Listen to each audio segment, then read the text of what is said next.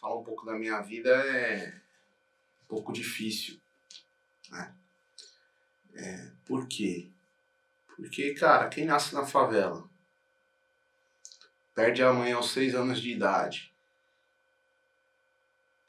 no velório da sua mãe, você vê as pessoas que são suas vizinhas ali, né, que eram amigas da sua mãe, falando que você não vai passar dos 12 anos, cara, é complicado. Mas foi nesse momento, com 6 anos de idade, que eu decidi não ser aquilo que as pessoas queriam que eu fosse. Acho que dá uma abertura boa isso aí, né? Pô.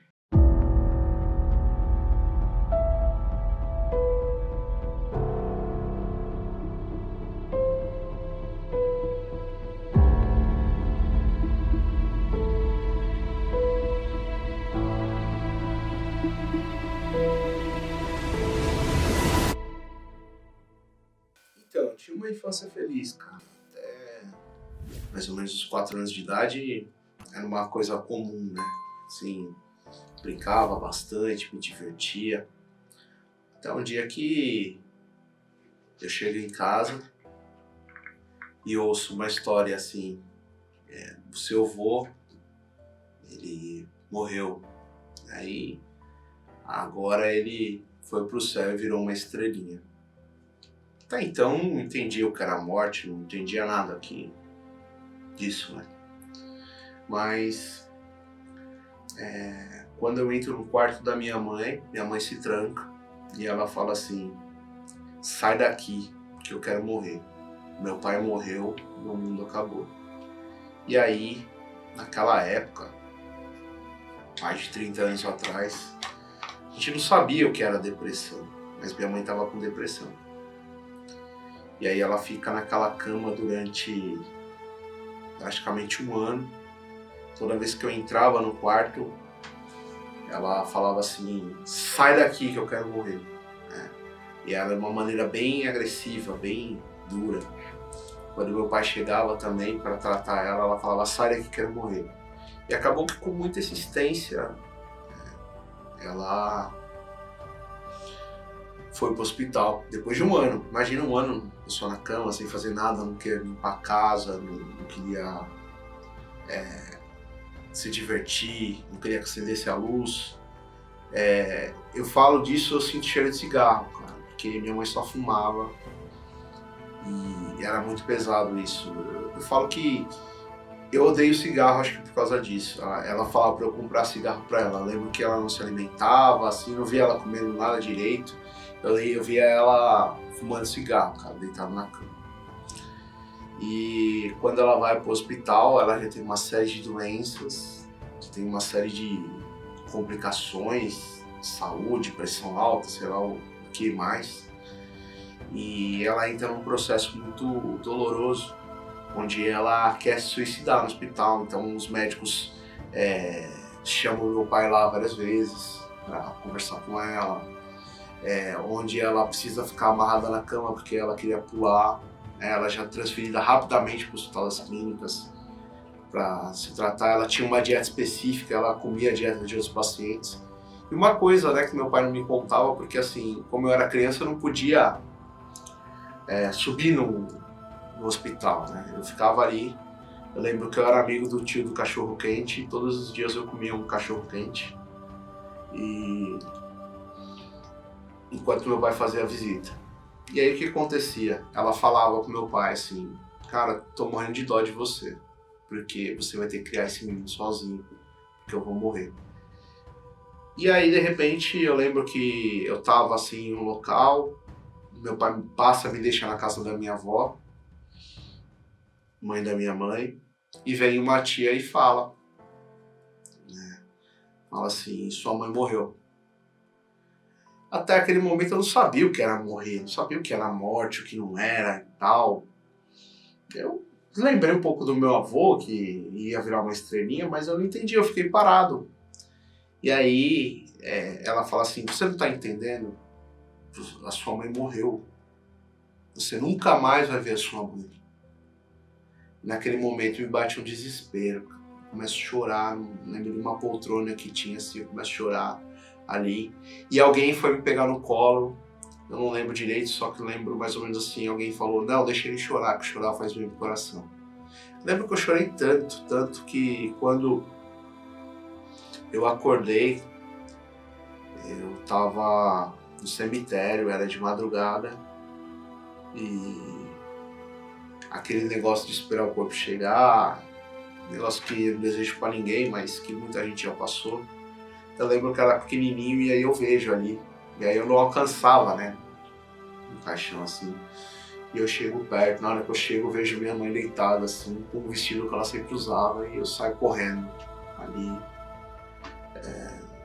desesperado, e vem uma moça e me consola, me dá um colo ali, e eu acabo dormindo de novo. E quando eu acordo de manhã, tava meus amiguinhos lá, e eu começo a brincar de pega-pega, aquele negócio todo, e eu vejo uma rodinha de pessoas que eram da minha vizinhança, falando assim que eu não ia passar dos 12 anos de idade, que sem mãe era impossível viver naquele bairro, que eu tinha um destino, que eu tinha um X nas costas, que eu ia ser um ladrão, que ia me envolver com drogas. E naquele momento, com 6 anos de idade, é o momento que eu chego e falo assim, eu não vou ser isso que as pessoas estão falando com você. Se elas estão falando que eu vou ser bandido, eu vou me tornar um policial. E cara, naquele momento eu começo a focar minha vida em não me basear por aquilo que as pessoas falam a meu respeito. E foi assim que eu consegui muita coisa na minha vida. Bom, viver numa periferia, de uma escola quebrada, sem incentivo nenhum do Estado, onde as professoras tentavam explicar e a gente não deixava, porque eu não sabia o que era estudar, eu sabia o que era ir lá, eu sabia o que era chegar lá e bagunçar, sabia o que era chegar lá e na hora do intervalo comer, mas eu não sabia o que era fazer uma conta de dividir, o que era subtrair, o que era história do Brasil. Muitas vezes as professoras tentavam dar aula, mas elas existiam e falavam assim, uma frase típica daquele tempo. O problema é de vocês, eu já sei a matéria, vocês não sabem, então tchau. E a professora saía e a gente comemorava porque a gente tinha uma aula vaga. E aí chega um momento que eu tô na 8ª série, né? Hoje em dia no 9º ano, e vem uma coordenadora que eu acreditava que era a nossa inimiga, mas no fundo das contas ela era uma boa amiga. Ela falava assim, como vocês bagunçam muito, eu vou transferir vocês para uma escola bem rígida para fazer o ensino médio. E aí quando eu chego naquela escola, cara, nossa, que escola maravilhosa. Meu sonho, a minha vida era ter uma escola com uniforme. Meu sonho era ter um uniforme. E eu nunca tinha tido até o ensino fundamental. Eu chego lá, tem uniforme, tem uma escola pintada, as carteiras são limpas. Só que tinha um desafio, eu tinha que saber estudar. E aí logo de cara eu começo a ter uma série de dificuldades. Eu fico de recuperação em várias matérias. E chega um ponto que até em novembro eu acabo repetindo de ano direto. Por quê? Porque eu não sabia estudar, eu não sabia o que era estudar. E quando eu sou convocado ali, né, a assinar alguns papéis e chamar o meu responsável para ter ciência de que eu tinha perdido aquele ano, eu bato um papo com meu pai. E a consequência da repetência seria mudar de escola. E eu falo pro meu pai, eu repeti de ano, mas eu queria continuar estudando, porque eu acho legal aquela escola. Eu acho que aquela escola tem uma galera bacana, lá as pessoas falam de estudar informática, lá as pessoas falam de estudar inglês e tudo mais. E aí, quando eu entro naquele embate com meu pai fala, tudo bem, você vai ficar na escola. Só que o diretor da escola, ele já tinha uma documentação pronta, que era só meu pai assinar para eu ser transferido para continuar aí de uma maneira como se fosse um supletivo, um ensino médio em outro local. E aí quando meu pai vai lá conversar com o diretor, aquele lance todo, o diretor fala assim que eu não tinha perfil para estudar naquela escola. diretor fala, cara, seu filho ele não tem perfil. Então assina aqui logo que eu tô ocupado, eu tenho uma série de coisas para fazer e eu não tenho como dar mais atenção. E aí meu pai, como todo bom negociador, hoje estudando negócio, eu sei que ele fez isso, ele fala assim, mas por quê? Aí ele fala assim, eu vou te explicar, o seu filho, ele não consegue estudar aqui, porque a minha escola é muito forte pro teu filho. E aí meu pai, ele fala uma questão, se a tua escola é muito forte pro meu filho, por que você está expulsando ele, ao invés de fazer dele um aluno forte? E aquela pergunta mudou o meu destino. Daí por diante, eu entro num programa formulado por esse diretor de recuperação pedagógica e eu começo a aprender a estudar. No primeiro ano do ensino médio eu começo a aprender a estudar. Só que lá atrás eu tinha uma aspiração, que era prestar um concurso público, e isso me motiva. E aí eu começo a estudar, até que eu passo no meu primeiro concurso público para policial militar. Quando eu entro na polícia militar, cara, parece que eu recebo uma capa de dignidade.